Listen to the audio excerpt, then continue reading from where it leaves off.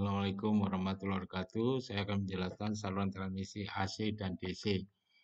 Sistem transmisi tenaga listrik itu penyaluran tenaga listrik dari sumber pembangkit ke suatu sistem distribusi kepada konsumen atau kepada penyalur tenaga listrik antara sistem. Di sini transmisi dibagi dua, ada transmisi AC dan ada transmisi DC. Saluran transmisi sendiri merupakan media yang digunakan mentransmisikan tenaga listrik dari generator station atau pembangkit listrik sampai distribution station hingga sampai pada konsumen pengguna listrik. Tenaga listrik ditransmisikan oleh satu beban konduktor yang mengalihkan tipe saluran transmisi listrik. Jenis-jenis saluran transmisi Saluran transmisi dibedakan menjadi dua jenis berdasarkan karakter arus yang digunakan saat menyalurkan listrik, yaitu saluran transmisi arus bolak-balik atau sistem transmisi AC alternator current atau saluran transmisi arus arah DC atau direct current. Saluran transmisi arus bolak-balik dalam sistem transmisi AC menaikkan dan menurunkan tekan mudah dilakukan, yaitu dengan menggunakan transformator. Sistem AC terdiri dari satu fase dan tiga fase. Sistem tiga fase mempunyai kelebihan dibandingkan sistem fase karena mudah pada pembangkitannya, mudah pengubahan tenaganya, dan dapat menghasilkan medan magnet putar. Dengan sistem tiga fase, maka daya yang disalurkan menjadi lebih besar dari nilai sesaatnya konstan. Selain memiliki keuntungan, sistem saluran transmisi AC juga memiliki beberapa kerugian, antara lain tidak stabil. Hal ini dikarenakan pada sistem AC memiliki frekuensi. Yang kedua, sistem isolasinya yang mahal dan rumit. Terkait dengan keuntungannya, hampir seluruh penyaluran tenaga listrik di dunia dilakukan dengan arus bolak-balik. Namun sejak beberapa tahun terakhir ini, penyaluran arus searah mulai dikembangkan di beberapa negara memakai saluran transmisi DC. Saluran transmisi arus searah DC atau saluran transmisi DC biasanya daya guna atau efisiensinya tinggi karena mempunyai faktor daya sama dengan 1. Dan saluran transmisi DC tidak memiliki masalah terhadap stabilitas terhadap sistem, sehingga dimungkinkan untuk penyaluran jarak jauh dan memiliki isolasi yang lebih sederhana. Saluran transmisi DC dapat dianggap secara ekonomis jika jarak saluran udaranya antara 400 km sampai 600 km. Sedangkan saluran transmisi DC, saluran di bawah tanah dengan lebih panjang, dengan panjang lebih dari 50 km.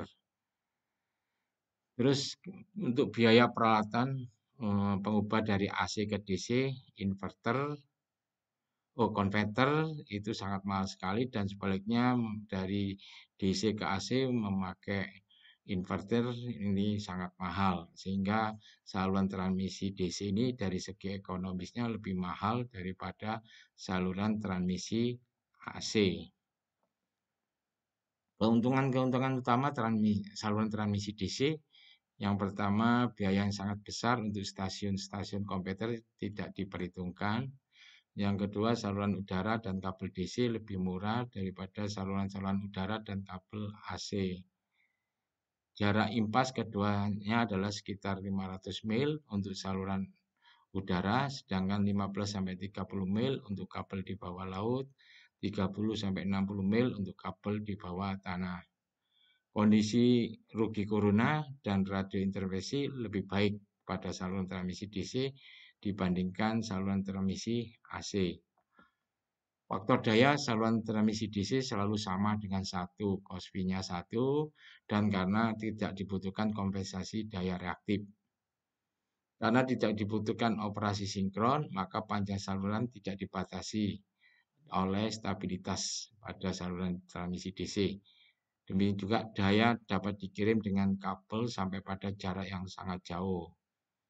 Rugi saluran DC lebih kecil daripada saluran transmisi AC sepanjang jarak yang sangat jauh. Kerugian utama transmisi DC yaitu konverter menimbulkan arus dan tegangan harmonisa pada kedua sisi AC dan DC karena membutuhkan filter. Konverter juga mengkonsumsi daya reaktif. Stasiun-stasiun konverter masih relatif mahal. Terus circuit breaker mempunyai kerugian dibandingkan circuit breaker AC sebab arus DC tidak menurun ke titik nol pada siklus pada setiap siklus seperti pada arus AC. Circuit breaker DC mempunyai kerugian dibandingkan CPAC sebab arus DC tidak menurun ke titik nol 2 kali setiap siklus seperti pada arus AC. Transmisi daya arus searah atau HVDC ini high voltage direct current transmission adalah transmisi daya arus searah sebenarnya sudah dimulai sejak awal pertama kali listrik dikembangkan. HVDC dipakai kembali karena teknologi tabung atau merkuri sudah mulai mapan sehingga konverter daya AC atau DC dari DC ke AC bisa dibuat. Suatu hal yang tidak bisa dilakukan pada tahun 1880-an yang mengakibatkan sistem arus searah tidak bisa dipakai ya dan memakai arus bolak-balik. Jadi pemanfaatan transmisi DC untuk yaitu bisa digunakan pada transmisi yang sangat jauh jaraknya. Yang kedua, penggunaan kabelnya juga panjang sekali, interkoneksi frekuensinya sama dengan 1. Demikian penjelasan perbedaan saluran transmisi AC dan DC. Saya akhiri. Assalamualaikum warahmatullahi wabarakatuh.